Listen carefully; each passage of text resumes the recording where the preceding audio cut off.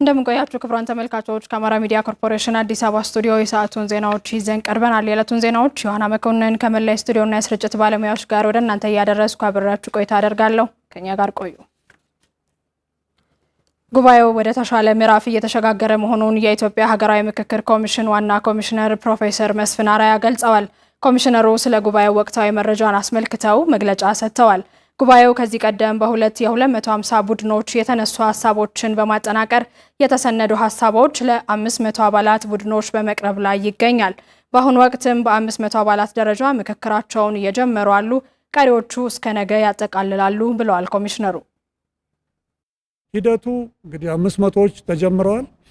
እነኛ 500ዎች በየደረጃው በሚቀጥሉት 2 ቀናት ሁሉም ባለ 500ዎች ወደ ምክክር ይገባሉ ተብሎ ይጠበቃል።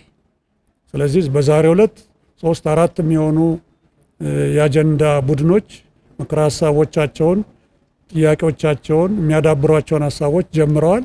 ሌሎቹ ደግሞ ቀሪዎቹ 3 እና 4 ደግሞ በነገው ዕለት ይከተሏቸዋል ማለት ነው። በምክክሩ የመጀመሪያ ምዕራፎች አለመግባባቶች፣ ክርክሮችና ስሜታዊነቶች መንጸባረቃቸውን የገለጹት ኮሚሽነሩ አሁን ላይ ኢትዮጵያን ማዕከል በማድረግ ሀሳቦች ወደ መሀል እየመጡ ይገኛሉ ብለዋል። መጀመሪያ 10 ላይ ሆነን ተነጋገርን፣ ጥሩ ነበረ። በጣም እየተስማማን የሄድን መሰለ። 50 ላይ ስንደርስ 5 ጊዜ 10 ሀሳቦች መጡ። አንዳንዶቹ የሚያጨቃጭቁን መሰሉ። እንደገና በ5 እናባዛው ያንን የበለጠ የሚያጨቃጭቁን የሚመስሉ ሀሳቦች መጡ። ይሄ ተገቢ ነው። መጨቃጨቅ አለብን። ተጨቃጭቀን ተነታርከን ነው ወደ መሀል የምንመጣውና አንዳንድ የሚገርቡ ሀሳቦች ቀደም ብለው ወደ መሀል እየመጡ ነው። በሚገርም ሁኔታ ቀደም ብለው እንደው በጣም ያጨቃጭቁናል ብለን ምንፈራቸው የነበሩ ሀሳቦች ሁላቸውም ህዝቦቻችን ይሄማ የኛ ነው፣ ይሄማ አንድ የሚያደርገን ነው፣ ይሄማ የጋራ የሚያደርገን ነው እያሉ የመጡባቸው ወደፊት በሂደት የምታውቋቸው ቀደም ብለው ገና በጠዋቱ ወደ መሀል የመጡ አጀንዳዎችና የአጀንዳ ጥያቄዎች አሉ። በአንድም አጀንዳ ላይ የተሰጠ ውሳኔ የለም፣ ወደፊትም አይኖርም ያሉት ፕሮፌሰር መስፍን አራያ ኮሚሽኑ ምክረ ሀሳቦችን ማቅረብ ነው ኃላፊነቱ ብለዋል። በእያንዳንዱ 500 ውስጥ የተለያየን ባለድርሻ አካላት ነው። እዚህ ውስጥ እንግዲህ ዋናዎቹ ደግሞ ተመካካሪዎቹ ናቸው። በዚህ ሁሉ ሂደት ውስጥ የሚነሱ የተወሰኑ ሰጣ ገባዎች ሂደቱ እንደተዳከመ ወይም ደግሞ ሂደቱ መጨረሻው ውጤቱ እንደማያምር አድርጎ መገመት በጭራሽ ተገቢ አይደለም። ስለዚህ ሁልጊዜም እንደምንለው 8 አጀንዳዎች ላይ ነን። በተወሰኑት ላይ በእርግጠኝነት ጥሩ ምክረ ሀሳብ ይዘን እንቀርባለን የሚል ተስፋ አለኝ። የምክክር ሂደቱ በጥሩ ሁኔታ እየሄደ እንደሚገኝና በቀጣይ 1 እና 2 ሳምንታት ውስጥ የውይይት ምዕራፉ እንደሚጠናቀቅም ኮሚሽነሩ ገልጸዋል። ዘገባው የኢብራሂም መሐመድ ነው። በዘንድሮ የክረምት ወራት ህብረ ብሔራዊ አንድነትን ለማምጣት ድንበር ተሻጋሪ የበጎ ፈቃድ አገልግሎት በስፋት መሰራቱን የሴቶችና ማህበራዊ ጉዳይ ሚኒስቴር አስታውቋል። የበጎ አድራጎት አገልግሎትን ባህል ለማድረግ ጠንካራ ስራ እንደሚሰራም ሚኒስቴሩ ማቀዱን ገልጿል። ስማገኝ አብርሃም በተያዘው የክረምት ወራት በመላው ሀገሪቱ የተለያዩ የበጎ ፍቃድ አገልግሎት እየተተገበረ ይገኛል። ዋና ዓላማውም ማህበራዊና ኢኮኖሚያዊ አገልግሎቶችን በመስጠት ማህበረሰቡን ማንቃት ሲሆን ከነዚህ አገልግሎቶች መካከል ወሰን ተሻጋሪ የበጎ ፍቃድ አገልግሎት መሆኑን በሴቶችና ማህበራዊ ጉዳይ ሚኒስቴር የወጣቶች ብሔራዊ አገልግሎትና የበጎ ፍቃድ አገልግሎት ማስፋፊያ ዋና ስራ አስፈጻሚ አቶ አብይ ኃይለ መለኮት ገልጸዋል። ህብረ ብሔራዊ አንድነትን ማምጣት፣ ወንድማማችነትን መፍጠር፣ አንዱ የሌላውን ባህል እንዲያውቅ ማድረግ እና የበጎ ፈቃድ አገልግሎት ባህል እንዲሆን እንደ አምባሳደር ሆኖ በየክልሉ የሚንቀሳቀሱበትና አገልግሎት የሚሰጡበት ከአቻዎቻቸው ጋር አገልግሎቱን የሚያከናውኑበት መርሃ ግብር ነው ማለት ነው። ስለዚህ በአንድም በሌላም አጠቃላይ ግቡ የትውልድ ግንባታ ላይ ለሀገር አስተዋጽኦ ማድረግ ማህበራዊ ችግሮችን የመቅረፍ አንድምታ ያለው ፕሮግራሞች ናቸው። ወጣቱ ከአካባቢው አልፎ ወሰን ተሻጋሪ የበጎ ፍቃድ አገልግሎት መስጠቱ በርካታ ጠቀሜታዎች እንዳሉትም ይናገራሉ። ዋናው እንግዲህ በዚህ ክረምት ወጣቶች ንቁ ተሳታፊ በማድረግ ስብዕናቸውን በመገንባት ማህበረሰባቸውን ችግር የሚፈቱበት አጋጣሚን መፍጠር የትውልድ ግንባታም ስራ የያዘ ነው። ስለዚህ አላማቸው ወጣቶችን ኢንጌጅ በማድረግ በማሳተፍ በነቃ ሁኔታ ስብዕናው የሚቀረጽ ንቁ የሆነ ትውልድ፣ ተሳታፊ የሆነ ትውልድ፣ የልማት አካል የሚሆን ትውልድ እንዲሁም ለሀገር መፍትሄ የሚያመጣ ለአካባቢው መፍትሄ የሚያመጣ ትውልድ ወይም ዜጋ የመፍጠር ነው አላማቸው ኦልቲሜትሊ ማለት ነው። ከዛ ባለፈ ደግሞ የማህበራዊ ችግሮችን የሚፈታበት ለኢኮኖሚውን ኮንትሪቢዩት ወይም የበኩሉን አስተዋጽኦ የሚያደርግበት አላማ ያለው ነው እንቅስቃሴዎቹ ፕሮግራሞቹ ማለት ነው። እንደ ሀገር ከ2010 ጀምሮ እየተተገበረ የሚገኘው የወጣቶች የበጎ ፍቃድ አገልግሎት በበርካታ መስኮች ላይ ያተኮረ ነው። ውጤቱም አርኪ መሆኑን የዘርፉ ባለሙያ አቶ አቢ ተናግረዋል። በ14 አበይት መርሃ ግብሮች የሚከናወነው በስሩ ብዙ ተግባራት አሉት ማለት ነው። የአረንጓዴ አሻራ አንዱ ነው።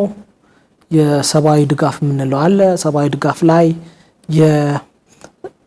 የማዕድ ማጋራት እና የተለያዩ መሰረታዊ ቁሳቁሶችን ወጣቶች ዜጎች በማሰባሰብ የመደገፍ ስራዎች የሚሰሩበት ሁኔታ ነው። እንዲሁም የቤት እድሳት ግንባታዎች ስራዎች የሚሰሩበት ነው።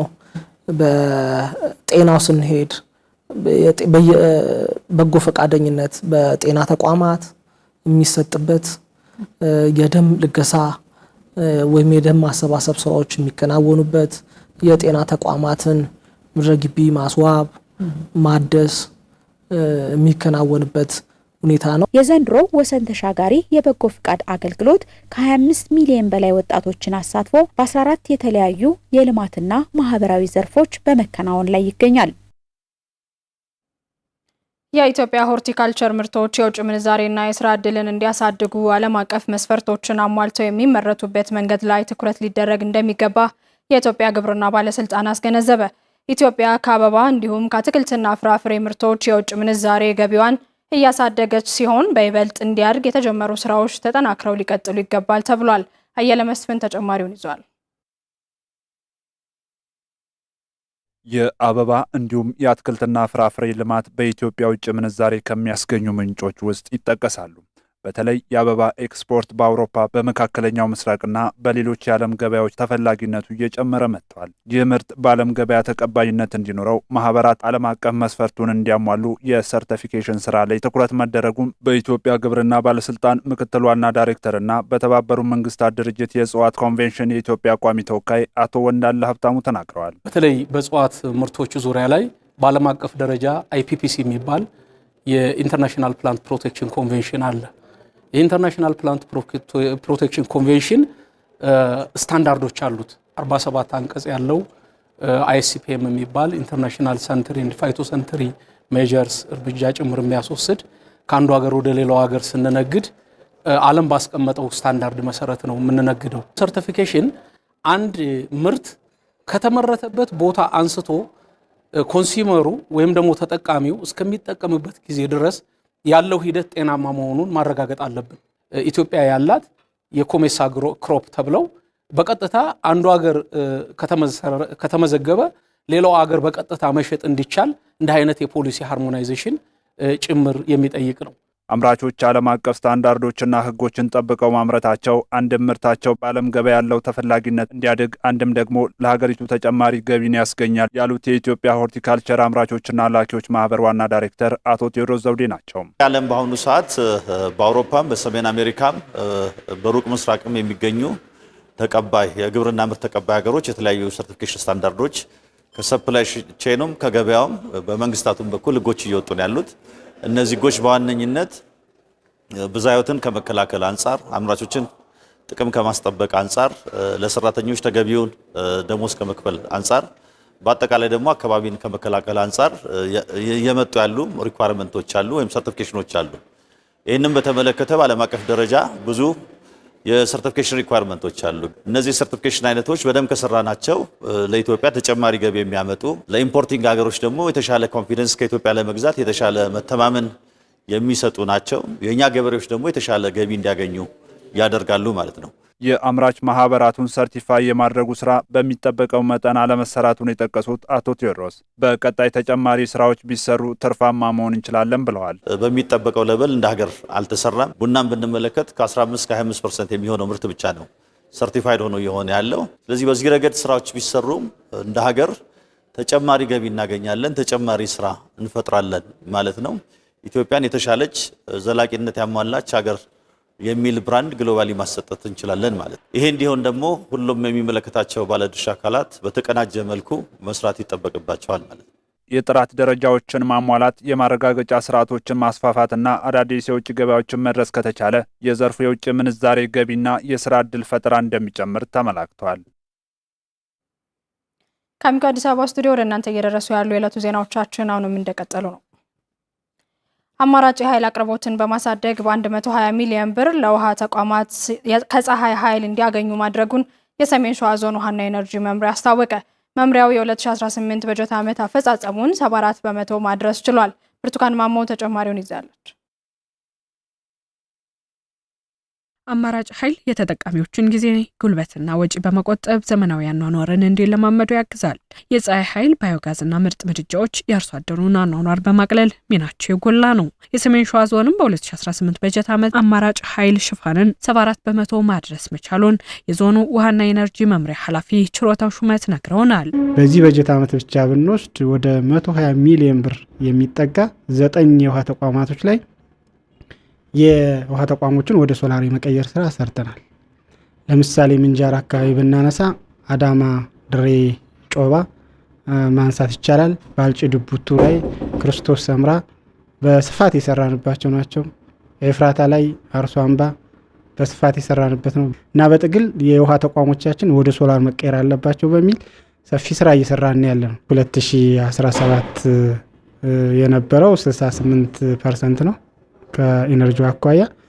በዚህ ዓመት ደግሞ 74% ለማድረስ ጥረት አድርገናል። ከ16,000 በላይ በፀሐይ ኃይል የሚሰሩ ቴክኖሎጂዎችን በቤተሰብ ደረጃ ማሰራጨት ተችሏል። ከባዮጋዝ ግንባታ አንጻር ክፍተቶችን ለማረምና ከባለፉት ዓመታት ምርጥ ተሞክሮችን ለመውሰድ ተሞክሯልም ብለዋል። የውሃና ኤነርጂ ቢሮ በተለይም የግንበኛ ክፍያውን ቀጥታ ይከፍላል። ለአንድ ባዮጋዝ ወደ 22,000 አካባቢ ክፍያ ይከፍላል ማለት ነው። ይህንን ችግራቸውን ለማቃለል ሞክረናል። ሁለተኛ ደግሞ የወረዳ አስተዳደሮች ሲሚንቶ፣ አሸዋ የመሳሰሉትን በተቻለ መጠን እንዲደግፏቸው ለማድረግ ጥረት አድርገናል። የእንሳሮና የኤፍራታና ግድም ወረዳ ውሃና ኤነርጂ ጽሕፈት ቤቶችም በበጀት ዓመቱ አማራጭ የኃይል አቅርቦት ላይ በሰፊው መስራታቸውን ጠቁመዋል። ባዮጋዝን በተመለከተ በ2018 10 እቅድ ይዘና እንደወረዳ 10 መከናወን ተችሏል። ሶላር ስርጭትን በተመለከተ በዚህ በ2018 ያቀርነው 600 ነው። ክንውናችን 613 ነው ማለት ነው። ኤነርጂ ጋር ያሉ ተግባራቶች ምንድናቸው? አንደኛው ባዮጋዝ ነው፣ ሁለተኛው ሶላር ነው፣ ሶስተኛው ምርጥ ምድጃ ነው። 95.8% አድርሰን ያጠናቀቅንበት ሁኔታ ነው ያለው። የመብራት ማስተላለፊያ መስመሮች እርቆትን ለመከላከል ህብረተሰቡ ኃላፊነቱን እንዲወጣ የኢትዮጵያ ኤሌክትሪክ አገልግሎት የደብረ ብርሃን ሪጅን ጥሪ ያቀረበ። በከተማዋ አስተማማኝ ኃይል አቅርቦት ተደራሽ ለማድረግ የጸጥታ አካላት በትኩረት እንደሚሰሩ ደግሞ የደብረ ብርሃን ከተማ ሰላምና ጸጥታ መምሪያ አስታውቋል። ዮናስ ታደሰ። በኢትዮጵያ ኤሌክትሪክ አገልግሎት የደብረ ብርሃን ሪጅን ዳይሬክተር ሙልጌታ ደሳለኝ የኃይል መሰረተ ልማት ዝርፊያዎች ለተቋሙ ፈተና ናቸው ያሉ ሲሆን በተለይም ማህበረሰቡ የባለቤትነት ስሜት ተሰምቶት ሊጠብቅ ይገባል ይላሉ። ትራንስፎርመር ሳይቀር ከህብረተሰቡ ራቅ ያለን ቦታ ይሰረቃል። ከ6000 ኪሎ ሜትር በላይ ከ5000 ኪሎ ሜትር በላይ እንደ ሪጅን እንኳ ይህን መጠበቅ አይቻልም። ስለዚህ ይህን መጠበቅ የሚችለው ህብረተሰብ ነው። የአካባቢው ህብረተሰብ ባለቤት መሆን አለበት። ስለዚህ ያን ባለቤቱ ነው የኔነት ስሜት ኖሮ እነዚህ የሚያጠፉ ሰዎችን ይዞ ለህግ አካላት ማቅረብ አለበት። በኔነት ስሜት ኃላፊነታቸውን የሚወጡት በርካቶች ናቸው ያሉት አቶ ሙልጌታ የተሻለ የኃይል አቅርቦት እንዲኖር ግን አሁንም ቢሆን እገዛ ያስፈልገናል ነው ያሉት። ብዙ በሚባል መልኩ ይህንን እያገዙን ለፖሊስ አካላት መረጃ እየሰጡ ይህን ችግሮች እየተቀረፉ ነው ያሉት። ግን የበለጠ አሁንም መሰራት አለበት። ከመሰረተ ልማት ጥበቃ ጋር ተያይዞ ከፍተኛ የሆነ እገዛ ከማህበረሰቡ እንጠብቃለን፣ ከጸጥታ አካል ጋር እንጠብቃለን። ይህን ስናደርግ አስተማማኝ የሆነ ኃይል እናቀርባለን። የደብረ ብርሃን ከተማ አስተዳደር ሰላምና ጸጥታ መምሪያ ምክትል ኃላፊ መኳንንት አበበ የመሰረተ ልማት ስርቆትን በተመለከተ የተለያዩ መረጃዎችን በመመርመር ሂደቱንና እውነቱን በማጥራት ረገድ ስራዎች እየተከናወኑ ስለመሆኑ ነው የሚያነሱት። ከዚህ አካባቢ ነው ከሌላ ቦታ እየመጡ ነው የሚለውን መፈተሽ ያስፈልጋል። ይሄ ብቻ ሳይሆን በተለይ መብራት ኃይል አካባቢ ላይ የጋራ መድረክ ፈጥረን የምንነጋገራቸውና የምናስተካክላቸው ነገሮች ይኖራሉ። ያ ማለት ግን በስፋት እየተካሄደ ነው ማለት አይደለም።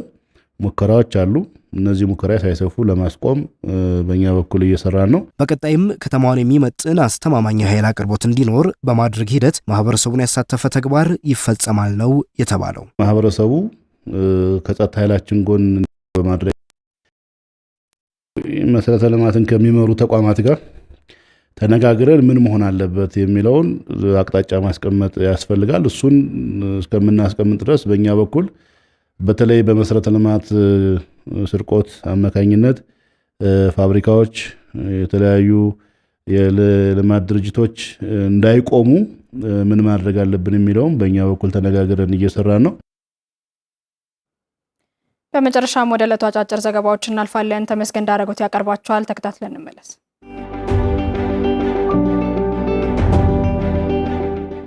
በጠቅላይ ሚኒስትር ጽሕፈት ቤት በተዘጋጀው የ5 ሚሊዮን ኢትዮጵያውያን ኮደሮች ኢኒሼቲቭ የልምድ ልውውጥ መድረክ ላይ የተሳተፉ የቴክኖሎጂ ስራ ፈጣሪዎችና የፕሮግራሙ ምሩቃን ወጣቶች ያሉትን የዲጂታል አማራጮች በመጠቀም ፈጣን እርምጃ እንዲወስዱና ችግር ፈች እንዲሆኑ ጥሪ አቅርበዋል። በፓናል ውይይቱ ላይ ተሞክሯቸውን ካካፈሉ ባለሙያዎች መካከል የቴክኖሎጂ ስራ ፈጣሪዋ ቤተልሔም ደሴ አንዷ ስትሆን የቴክኖሎጂ ጉዟን ከ17 ዓመት በፊት ገና 10 ዓመት ታዳጊ እያለች ዲጂታል አማራጮች ፈጽሞ ባልነበሩበት አስቸጋሪ ወቅት መጀመሯን አስታውሳለች። አሁን ላይ ቴክኖሎጂ በስፋት ተደራሽ በመሆኑ የዘመኑ ወጣቶች ህልማቸውን ለማሳካት ምቹ ዕድል እንዳላቸው ገልጻለች። አዝመራው ታደሰ የተባለ ወጣት የስታክ ድረገጽ አልሚ ሲሆን ፕሮግራሙን በዩኒቨርሲቲ ቆይታው ማብቂያ ላይ እንደተቀላቀለ የገለጸ ሲሆን ኮድ ማድረግን መማር በጀመረበት ጥረት ተነስቶ በአዲስ አበባ የሚገኙ ኮደሮችን የሚያገናኝ ድረገጽ እስከ ማበልጸግ መድረሱን ተናግሯል። ወጣቶች በእጃቸው ያሉትን የኢንተርኔትና የቴክኖሎጂ መረጃዎችን በመጠቀም የአካባቢያቸውን ማህበራዊና ኢኮኖሚያዊ ችግሮችን በመተንተን ተግባራዊ መፍትሄ ማምጣት እንደሚችሉ አስገንዝበዋል።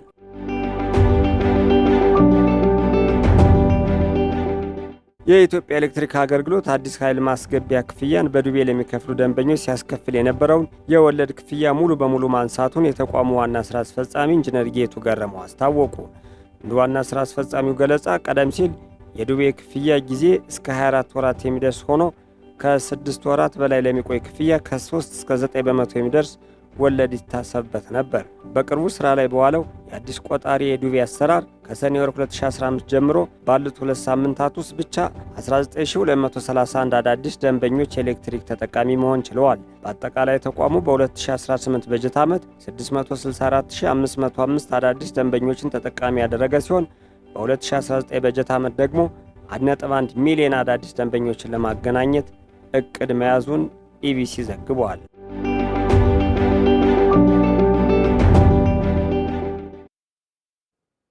ክቡራን ተመልካቾች ከአሚኮ አዲስ አበባ ስቱዲዮ ወደ እናንተ ሲደርሱ የነበረው የዕለቱ ዜናዎቻችን በተከታተላችኋቸው መልኩ ተጠናቀዋል። አብራችሁን ቆይታችሁ ስለተከታተላችሁን ከልብ እናመሰግናለን። ጤና ይስጥልን።